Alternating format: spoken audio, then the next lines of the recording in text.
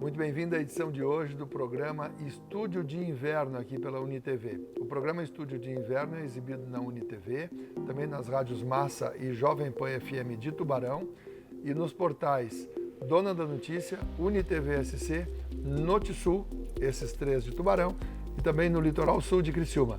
Você é muito bem-vindo e nós vamos conhecer agora um pouco da história mais do que cinquentenária da Vinícola Damian. Eu estou aqui com o Matheus Damian, que é CEO da companhia, que vai falar para a gente sobre o trato da uva, o cuidado com os parreirais e a produção que é extraída a partir da uva produzida e colhida na região de Uruçanga. Matheus, muito obrigado pela sua vinda ao programa Estúdio de Inverno na edição de hoje. Eu que agradeço a oportunidade de estar apresentando um pouquinho a nossa região e a nossa empresa aqui, né? Que bacana. Mais de 50 anos a Vinícola Damian? Isso, a gente fez 50 anos em abril, né, desse ano. Até fizemos o rebranding, era Vinícola Casa Del Nono, então talvez as pessoas conheçam um pouquinho mais por Casa Del Nono, que foi uma homenagem que o meu avô fez aos imigrantes italianos, né, quando ele fundou a empresa, que foram verdadeiros desbravadores. Então essa homenagem era o Casa Del Nono.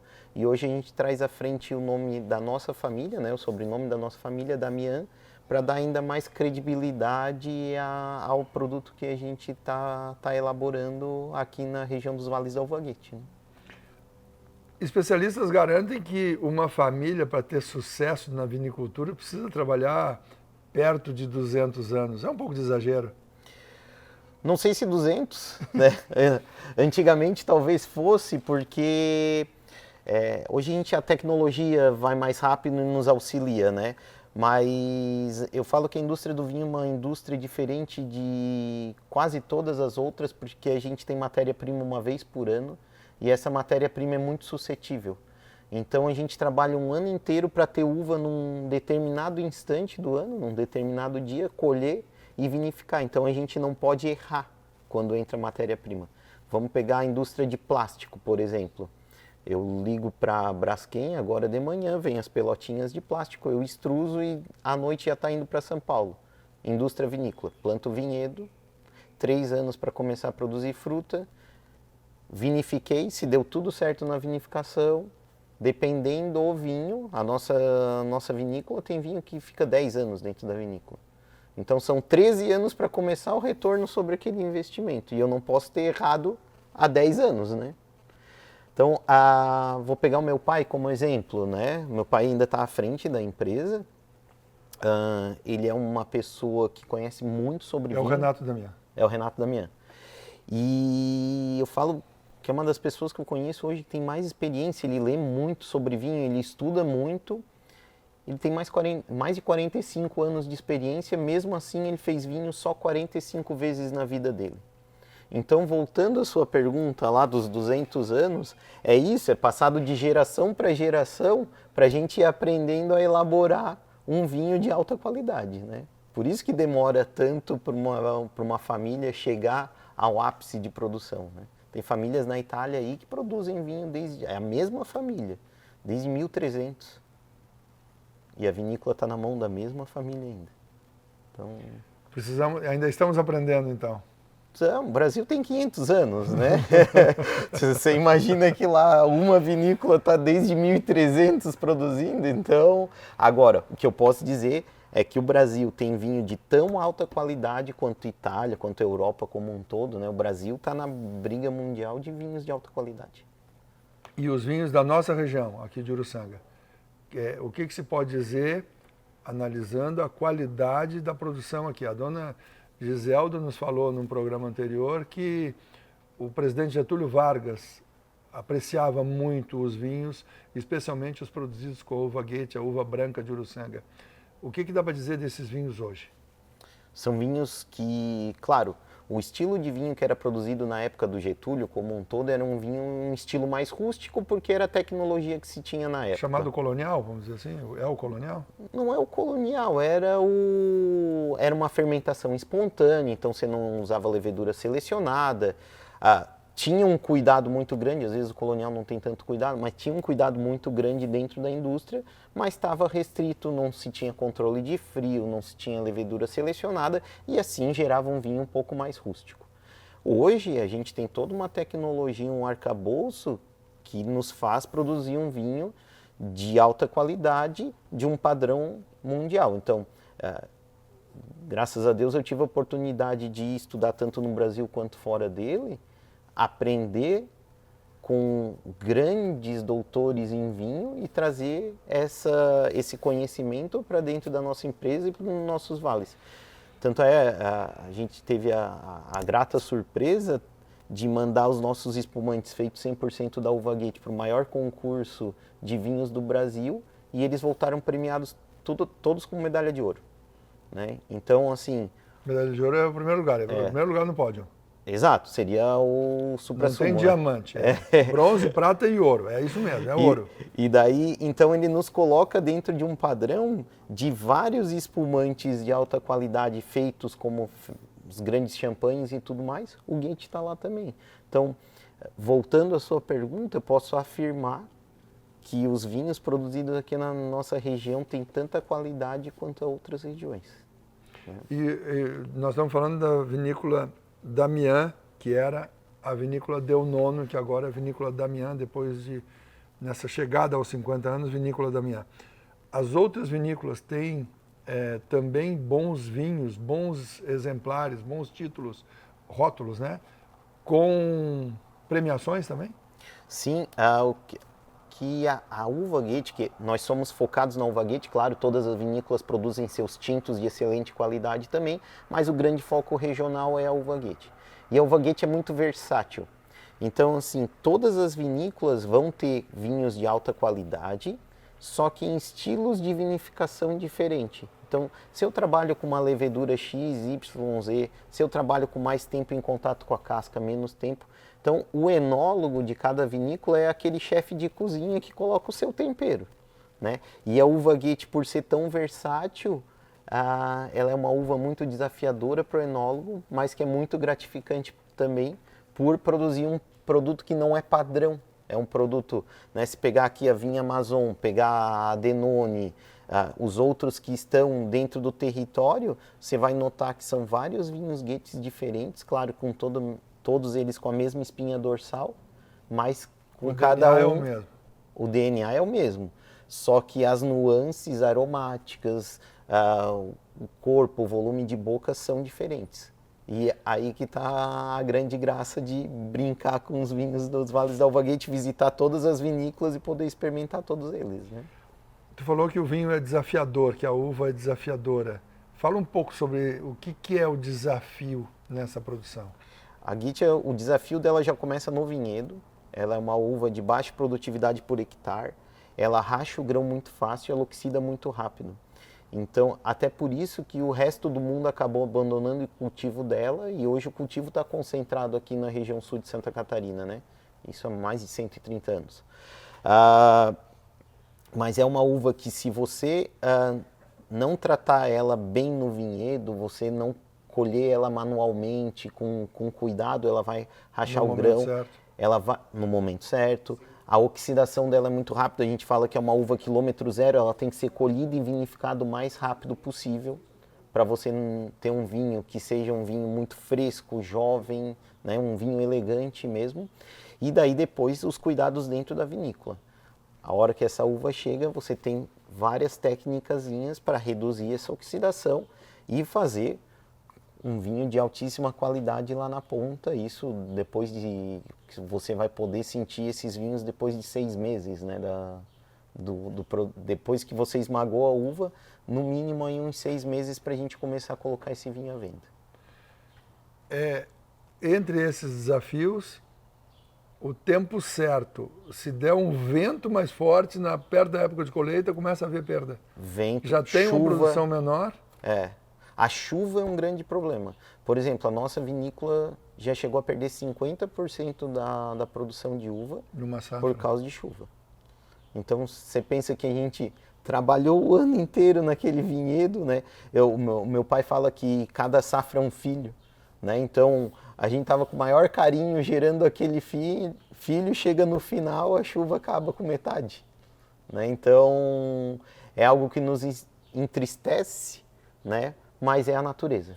Então, vinícola também depende da natureza, né? E que outro impacto pode dar na qualidade da produção? Esse é um problema na hora da colheita, mas o que precisa acontecer para que dê tudo certo e a uva tenha a quantidade de açúcar necessária e suficiente para a produção que vocês estão preparados para fazer? Primeira coisa, no inverno anterior, a gente ter determinadas horas de frio, né? Cada videira vai ter um tanto de horas de frios diferente para ela poder concentrar o açúcar, para poder concentrar os nutrientes na realidade, e a hora que a gente podar ela brotar com muita força, muita vitalidade. Então a gente vai alimentar muito ela nessa fase para depois ela poder vir com força, resistir a doenças e assim por diante, né? Florada, um grande cuidado na florada para não perder as flores, porque se você pega, é linda a brotação de uma videira, né? Que você vai pegar, vai ter um cachinho, esse cachinho, uma florzinha, cada florzinha daquele cachinho vai se transformar num grão de uva. Exato. Né? E é o momento de maior cuidado. Perdeu uma flor, é um bago que não vai existir. Se acabou. É uma uva que não vai existir. Exato, e daí a gente tem formiga, tem insetos, tem determinados vento que destrói tudo isso. Então tem que tomar um cuidado muito grande. Quando tu fala que é um desafio, agora dá para entender que grande que é o desafio. Exato. E daí depois, se a gente tiver um período de seca entre essa floração até a nossa colheita, seria o ideal. A gente está falando de agosto, setembro até janeiro. Dezembro, início de janeiro. Então quanto mais seco aquele período, melhor.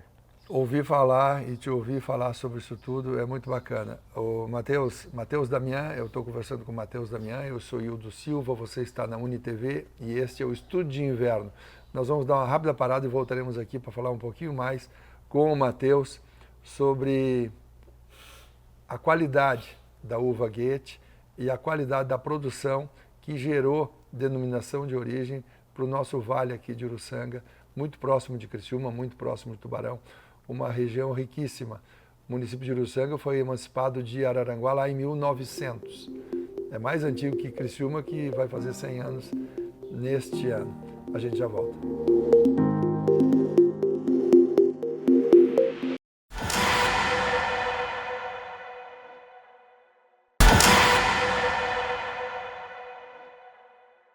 Muito bem, já estamos de volta com o programa Estúdio de Inverno, na edição de hoje em Uruçanga, na vinícola Mazon. Estou conversando com o Matheus Damian. O Matheus Damian é da vinícola Damian. A vinícola Damian foi conhecida por muito tempo como vinícola Deu Nono. E agora o Matheus à frente da companhia valoriza mais ainda o nome da família, que nunca deixou de ser citado quando era a vinícola Deu Nono, uma homenagem ao imigrante italiano. Matheus, diversas viníferas, né, diversas parreiras, é possível extrair delas a colheita tardia. Isso gera um vinho mais licoroso, com mais quantidade de açúcar. No caso da parreira Goethe, isso é extremamente complicado. Sim, existem vários estilos de apacimento que a gente fala, que é você deixar a uva desidratar para fazer esse vinho licoroso, né? Um deles é no pé. Um deles é no pé. Esse é muito complicado de fazer em qualquer região, mas com a uva Goethe ainda é um pouco mais complicado, porque a Goethe ela é uma uva muito atrativa a insetos, pássaros e tudo mais, por todo o dulçor dela, o sabor que ela tem. Então, manter no pé vai ser bem complicado, e também a gente tem problemas de mofos e tudo mais, né? Então, o que dá para fazer com a uva Goethe é você colher, levar para uma câmara fria, uma estufa, desidratar ela e aí sim fazer um vinho que a gente fala por apacimento, né? Como é feito um recioto na Itália. No Brasil conheço alguns vinhos colheita tardia que tem excelente qualidade, mas realmente as vinícolas têm que colocar uma tecnologia gigantesca em cima. E no mundo, né, a gente tem os salternes, os tocais e tudo mais, que são regiões bem secas, né, que conseguem fazer esses produtos. No caso da vinícola Damian, quais são os produtos, os rótulos que vocês entregam? Hoje a gente trabalha desde espumantes em método champenoise, vinhos tintos de alta gama, os vinhos guetes tranquilos, frisantes e grappa, que é aguardente de uva. Então a gente trabalha com a uva guete desde lá do Pode começo. falar cachaça de uva? No, pessoal... Não, cachaça é o derivado da cana-de-açúcar, né? Cana-de-açúcar. Então grappa seria uma aguardente de uva. Então a gente acabou a fermentação da uva guete, a gente pega as melhores cascas que não estão com oxidação e nada disso, vai direto para o nosso alambique, é destilado a casca e a semente da uva. Né? É um alambique de baixa pressão, tem toda uma tecnologia. Foram 3 viagens do meu pai e do meu avô para a Itália para conseguir projeto de alambique e aprender a fazer a verdadeira grappa italiana. Né? Então, é um alambique muito específico, dá muito trabalho, porque tá lá a casca cozinhando e tudo mais, mas o resultado é excelente. Excelente. Uhum. Encanta o turista e a população local. Com certeza, a grappa é um grande digestivo, né? O italiano toma muito depois da refeição, que ajuda. A Itália gosta de comer muita massa e tudo mais, então toma aquela grappa no final para ajudar. E claro, aqui se toma muito como aperitivo também. Então se pegar, ir lá na vinícola umas 11 da manhã, meu pai está lá tomando seu cálicezinho de grappa. Mas não é todo mundo que produz a grappa. Não, são poucos. Precisa um trabalho especializado, muito mais exigente e exigido do que o da cachaça. Ele é bem trabalhoso, né? Você não tem matéria-prima tanta abundância de matéria-prima como se tem para cachaça, né? Mas uma cachaça de alta qualidade também vai ter suas dificuldades, né? Agora, claro, o Brasil produz muita cana-de-açúcar e se a gente comparar a produção de cana-de-açúcar com uva no Brasil... O volume é diferente. Ô, Matheus, esse método champenoise que tu fala da produção do espumante é o método francês da champanhe. Exato, pode ser chamado de champenoise e o método tradicional, que é quando a segunda fermentação se dá dentro da própria garrafa, né? Porque vamos lá, o que é um espumante? Espumante a gente pega um vinho que passou pela primeira fermentação, a gente vai induzir uma segunda fermentação nesse vinho, então se adiciona açúcares, leveduras novamente, a levedura se alimenta desse açúcar e gera gás carbônico. Lá na primeira fermentação do vinho, o meu objetivo era álcool, transformar o açúcar da uva em álcool. O CO2 a gente liberou e o calor a gente conteve com refrigeração. Na segunda fermentação, que é a fermentação para espumatização, eu quero gás, CO2. Então, um espumante por lei, o gás tem que vir naturalmente de fermentação. Então, eu vou ter uma mudança no álcool de 1%, vou ter gás, vai ser uma criação de em torno de 6 atm de pressão dentro da garrafa e o calor também vai ser combatido com refrigeração. Existem 2 métodos principais para se elaborar um espumante. Método Charmat, ou o italiano fala matinotti, porque não se fecha com o francês, né? Fala que o Charmat, que era uma pessoa, roubou o projeto do Matinotti, que era italiano, então na Itália eles chamam de Matinotti e no resto do mundo de Charmat. Esse método é quando você refermenta num grande tanque que suporta pressão, numa autoclave, e depois engarrafa tudo de uma vez em equipamento isobárico. Esse estilo é feito quando eu quero que o espumante fique mais com os aromas da fruta. Então, por exemplo, nosso espumante DMC, que a gente usa esse método porque eu quero que ele fique bem frutado. Os nossos brutes, Nature e Extra Brut, a gente já usa o outro método, que é o champenoise. Quando a segunda fermentação é feita dentro da própria garrafa, se você for ver o processo, fica toda aquela levedura ali, aquela turbidez está dentro da garrafa. Eu vou fazer um processo para limpar a garrafa, que eu coloco nas pupitres, que são aqueles cavaletes, vou girando a garrafa durante 30 dias, toda a levedura foi para o bico, levo para... Todo dia um movimento. Todo dia um movimento, é garrafa por garrafa o trabalho. levo para a sala de engarrafamento, a máquina congela a menos 30 graus Celsius os bicos. Como o bico está congelado, eu tiro a tampa que está ali provisória, sai as leveduras, coloco um vinho para completar a garrafa, que chama licor de expedição, a rolha e a gaiola. Aí sim o espumante está pronto. Então o processo realmente é artesanal, mas que é feito assim no mundo inteiro desde 1700. E nós não podemos mais chamar de champanhe. A gente pode chamar de método champenoise, mas não se pode chamar um espumante de champanhe, porque só o espumante produzido dentro da região de Champagne, na França, pode ser chamado de champanhe. Tem uma exceção. Garibaldi, no Rio Grande do Sul. Vinícola Peter Longo, que conseguiu, em 2 produtos deles, eles podem chamar de champanhe, porque eles chamavam de champanhe antes de existir a lei. Fantástico. Mas fala pra gente mais um pouquinho sobre os rótulos da Damiens. Então, champenoises, né? A gente vai ter o Extra Brut, que foi uma homenagem ao meu avô, que é fermentado com a levedura nativa da uva Goethe. O Nature, 36 meses de autólise, então esse vinho fica esse processo com a levedura dentro da garrafa fica por 3 anos. Daí depois os Bruts, que ficam 12 meses. Então, que hoje é o carro-chefe da vinícola, são os espumantes.